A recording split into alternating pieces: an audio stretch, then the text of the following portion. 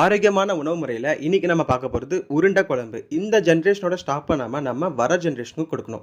இதுக்கு பாத்தீங்கன்னா கடலை பருப்பு, துவரம் பருப்பு இதெல்லாம் 1 மணி நேரம் தண்ணியில ஊற வச்சுக்கோங்க. புளியை கரைச்சி எடுத்து மஞ்சத்தூள், வீட்டு மிளகாத்தூள், சாம்பார் பொடியை சேர்த்து நல்லா கரைச்சி எடுத்துக்கோங்க. இது அளவு நான் கமெண்ட்ஸ்ல பிங்க் பண்றேன். ஊற வச்சு எடுத்து இந்த கலவு கூட உப்பு, இஞ்சி பூண்டு பேஸ்ட், கருவேப்பிலை, கொத்தமல்லி, வெங்காயம் இதெல்லாம் சேர்த்து நல்லா கையால பிசைஞ்சு உருண்டை பிடிச்சி வச்சிடலாம். வாங்க உருண்டை குழம்பு பண்ண ஆரம்பிச்சிடலாம். இதுக்கு வானல்ல எண்ணெயை ஊத்திட்டு கடுகு, சீரகத்தை சேர்த்துட்டு நம்ம வீட்டில் பண்ண வடகத்தை சேர்க்க போகிறோம். சேர்த்தா டேஸ்ட் செம்ம சக்கத்தாக இருக்கும். அதுக்கப்புறம் கருவேப்பிலை, பூண்டு, சின்ன வெங்காயம் சேர்த்து நல்லா வதக்கிட்டு கூடவே தக்காளி சேர்க்க போகிறோம். தக்காளியை சேர்த்துட்டு புளி கரைச்சல் இதில் ஊற்றி 1/2 டம்ளர் தண்ணியை சேர்த்து தட்டை போட்டு மூடி நல்லா கொதிக்க வச்ச பிறகு நம்ம ஆல்ரெடி பிடிச்சி வச்சிருந்த இந்த உருண்டையை அதில் சேர்க்க போகிறோம். ஒன்றா சேர்த்துட்டு நீங்கள் அப்படியே கொதிக்க விடுங்க. கொதிக்க விட்டிங்கன்னா இப்போ ஒரு ஸ்மெல் வரும் பாருங்கள். அதை உணர்ந்துக்கிட்டே தேங்காய் அரைச்சி ஊற்றி திரும்ப கொதிக்க விட்டிங்கன்னா உருண்டை குழம்பு ரெடி. இந்த குழம்பை சாப்பிட்டீங்கன்னா கண்டிப்பாக வீக்லி ஒன்ஸ் நீங்கள் ட்ரை பண்ணுவீங்க. டேஸ்ட் அவ்வளோ பிரமாதமாக இருக்கும். ஆரோக்கியமான இந்த உணவை மறக்காமல் ட்ரை பண்ணுங்கள். உங்கள் ஃப்ரெண்ட்ஸ் ஃபேமிலிக்கு ஷேர் பண்ணுங்கள்.